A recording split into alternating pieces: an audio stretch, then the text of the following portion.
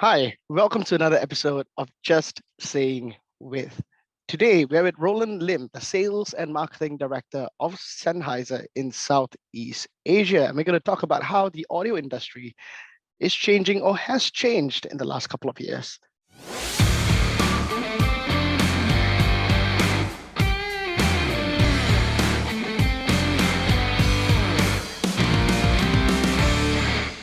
Hi, Roland. How are you? Thank you. I'm very, very fine. Thanks for having me on the show, Zed.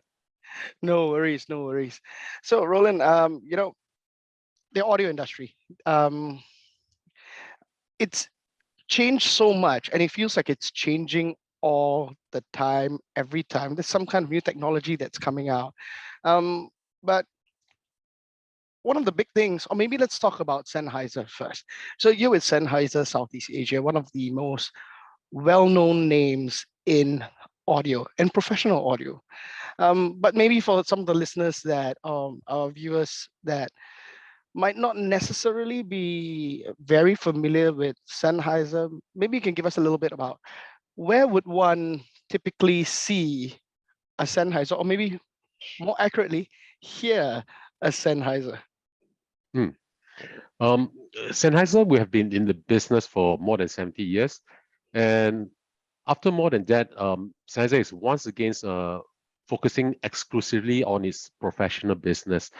Moving forward, we'll focus all our resources on our three main core business unit, namely the Pro Audio, our business communication department, as well as Neumann.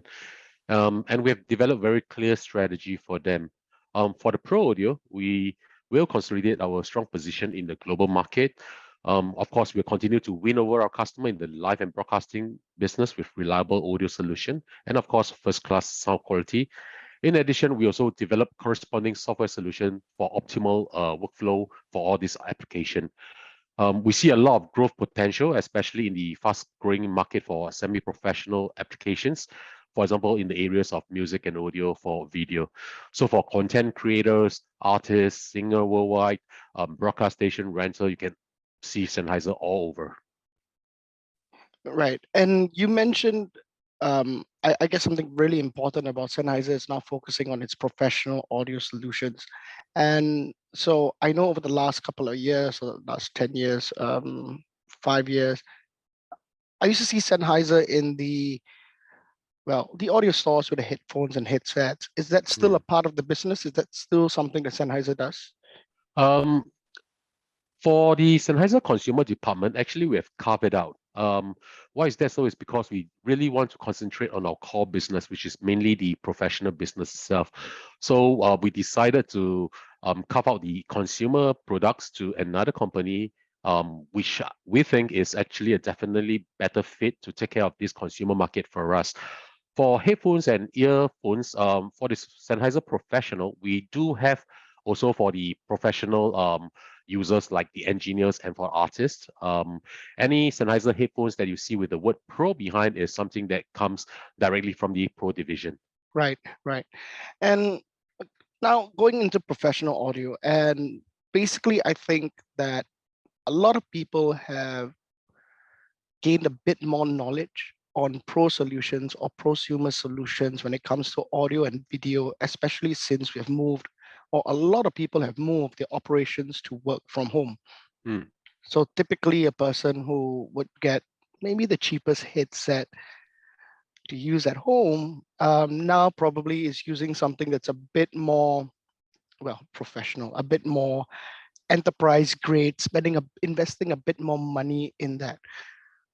How do you think, or where do you think that's affected or evolved the audio industry now from your perspective? That basically this whole COVID pandemic, how has that changed? Has it changed the mindset on how you look at customers or how you design audio solutions? Yes, it definitely has. Um, this COVID-19, right, it's actually the largest crisis. I mean, for any industry, I would say, and especially so for people in the live performance industry. On a global scale, it has affected a lot of people and their livelihood. It's a very big challenge for artists worldwide because they will need to start to think how they can reach their target audiences. And to be very frank, I've seen performers actually taking up some other jobs, also trying to supplement their income. But many also has also starts to think and reach out to us on how they can actually reach the audience through all this live streaming. And for Sennheiser part itself, we also come up with new possible solution to help them to overcome these kind of difficulties also. So we have seen a lot of artists doing live performance from I mean all Asian artists to the American or the European artists. It is quite a big challenge for them because firstly, knowledge part itself, they don't really know how to get this going. But fortunately, people learn fast and the industry is always there to assist them with it. So basically what they've done is they've done a lot of live streaming from TikToks to Twitch to even YouTube or even Facebook also. Um, and the good thing right now is that live performers are coming back in full force with a lot of concerts, theater shows in the pipeline. International acts have also returned as well. So basically in this region, we're also seeing big acts back on the shore from a highly sought after the F1 Singapore Grand Prix concert to the like of Simon and Garfunkel. We have Justin Bieber coming too, and a lot of other international artists. So I think this is all very good news for the industry and as well as our partners on all fronts in terms of venue, audio equipment, rental, artists, and of course the musician too. Right, and I think you're absolutely right there because I have quite a few friends who were well, full-time live performers. And you're right. And then for the next 2 years, they just couldn't do it anymore. Mm. And things have been tough. Things have been tough. Speaking about live performances and concerts, how has that experience now changed in terms of the audio side of things? Well, during the pandemic period, right, a lot of them actually went into live streaming, like what we talked about just now. But to be very frank, actually, live streaming or virtual concert started way, way before the pandemic. Take for example, in my knowledge, U2, they have actually live streamed their concert back in 2009 via live webcast on YouTube. Nearly 10 million streams from U2 fans across 188 different countries joined the 97,000 fans at the Rose Bowl in Pasadena, actually, making this the largest streaming event in YouTube history during that time. Now, with the new workflow itself, I think what the artist or even the event organizer they can do is also um, have the live concert and do something with the virtual concert streaming together also, and they can reach out to a lot more people, especially right now that they know the technology even much better. So it's a very good way to connect with their audiences around the world and vice versa. And of course, with live show, right, everybody is now so happy to be back. I mean, watching the show live and the kind of atmosphere that they will be facing is definitely much, much better rather than just a virtual concert alone. Yeah. Yeah, and I was one of the people that tuned in for the U2 show, so I know exactly what you're talking about. They were basically one of my favorite bands of all time. Um, I totally get it, bringing that experience home. And it is also very different. So if you take that U2 concert Mm, and what we can do today and how we can experience concerts today, it's miles apart. It's totally different. yes. How does Sennheiser, or what does Sennheiser do, or what does it bring to the table now that can help basically bring that live concert experience home to give us basically an elevated experience in terms of where online used to be? Mm. I think what is important, of course, live concert, if you were just to, I mean, play it through the standard audio configuration of a headphone or a pair of speakers, it sounds pretty good, no doubt about it. But there are new technologies that can actually make the end user or the listener or the viewers get more engaged with the show itself. And that's with the new technologies. Now, a lot of people are talking about immersive audio or spatial kind of audio. So what Sennheiser is doing, we have this AMBEO team that's developing all these encoder and decoding devices for producers, for post-production company, for them to actually create the kind of atmosphere that you can actually experience from the concert, from the live concert itself to bring it to your home or to your headphones itself. Um, I think this is definitely a topic that is gaining a lot of traction and popularity. Spatial audio actually makes films and concert more engaging and immersive, placing audiences right in the middle of the action scene itself. As for music, it can make you feel like you are sitting in the concert hall, listening to a full orchestra performing around you. I think this is a very huge step forward for both music and audio. And I think right now many companies are also offering this spatial audio in the quest to make 3D audio more accessible. And I think it is very, very exciting to see what will all this engineer do next. Yeah. Spatial audio, yeah, I think that was first. I'm not sure. Was it first coined by Apple? But I know that Apple was the one that's talking a lot about the spatial audio experience. Mm, Definitely, there are a lot of other brands that are talking about it. But I did read about AMBEO technology, and I think it's really exciting also by the fact that it just takes two channels to give you that spatial experience. So for myself, what it also would mean that if I'm at home, I just need two speakers. Am I right? I just need the two yes. speakers rather than an entire 5.1 or 7.1 Mm, setup.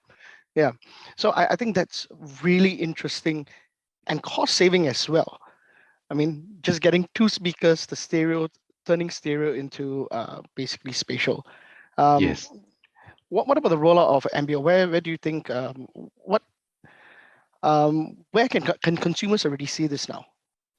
Okay, to be very frank, right now, Netflix, they already have, I think, two shows that's encoded in AMBEO, which you can watch from the comfort of your zone. Stranger Things, season 4, and there's another show that I can't quite remember. Um, but basically, for all this to happen, right, from the technologies part itself, especially from Sennheiser, what we are using, or rather what we produce, the kind of equipment to help the post-production company to make this a reality is we basically have the Neumann KU100, which is basically a binaural recording device. This has been around for about 30 years already. And also we have invested in a software company known as Dear Reality to give people the tools to be able to alter virtual reality content into this kind of special audio content. Um, of course, we are also working with car manufacturer like Continental to bring AMBEO into the car itself so as to bring the immersive audio experience to the driver and his passenger also. We strongly believe that spatial audio is definitely the future and it will come to more consumer via not just a pair of speakers itself. An easier setup would be directly from soundbars or TV through the binaural rendering. Example, when you watch a movie or being picked up by streaming devices who are also investing more and more into stereo, but also into 3D audio and spatial audio too. I think that's really, really interesting, especially since you mentioned cars. Brought me back to thinking about, when we were first thinking or talking about cars around, everyone would deck out their cars and then to get the car surround experience. And now Mm. you got AMBEO with spatial technology. So, technology has really come a long, long way. I'm really, really excited to see basically, where it goes. Where do you think it's going to go next? What's the next step or even maybe the next iteration of MBO? Where do you think the technology is going to go next that we haven't quite seen before yet? Well, I think another very exciting word will be metaverse actually. Since Meta coined this word metaverse in 2021, I think it is something that everyone is getting very excited with. To a certain extent, the metaverse actually already exists, especially in the form of gaming. We even see pop star like Arena Grande holding a live concert in the popular online game Fortnite. VR technology, AR technology, the advances actually allowing the metaverse to be more scalable and connected. There also could be a possibility where concerts in the metaverse could be the next big thing also. And of course, with more and more content creator coming in, mobile journalists coming in, I think this is going to be a world where everyone and anyone can be a content creator or even a mobile journalist. We have seen a lot of new social media pop up. Also, a lot of people are having their own account on TikToks and coming up with their own contents and things like that. And for Sennheiser, what we are doing for this group of people is that we came up with a lot of products that's actually very useful for them. Example, like our wired access lavalier USB-C mic, all the way to our AVX wireless microphone system. So all this can be done or be used by the mobile journalist as well as the content creator. Apart from that, the line for the professional usage has already been blurred because some of our legendary products that are used by broadcast station, example, the MKH416, our MKH8060, all these professional shotgun mic are now all being used in broadcast studio or even for on camera for all this content creator too. So I think in terms of the music industry, um, instead of renting just studio spaces, many up and coming musicians also teach themselves the necessary tech online, often via YouTube and in forums, and they've also become a bedroom producer. So in the past, where musicians were almost fully dependent on the infrastructure that the record companies offered, today they can actually publish on their own channel. So I think that's a very good thing for both the users as well as the listeners and their audiences also. Yep. Yeah, and not just musicians, right? Even like say, True. for example, myself, I think I'm due an upgrade from this headset. Definitely, I think that's for sure. Definitely want to take a look at the line that you have. I mean, yeah. So people who are doing podcasts, all sorts of content creators today, and I think you people used to think, especially if you're doing video content, on how important video is and your clarity is. But sometimes people forget that audio is king, and the most important aspect of it actually is clear audio, and then video comes second, in a sense. Yeah. So Roland, thank you very much. It's been so it's been very interesting talking to you and to see where the technology is going. I think it's great. Very excited to see where we go next with this. So Roland, once again, thank you very much. Have a great evening for joining us, and for joining us today for this episode of Just Saying with. Have a great weekend. Take care. Thank you, Zed. Thank you all. Thank you.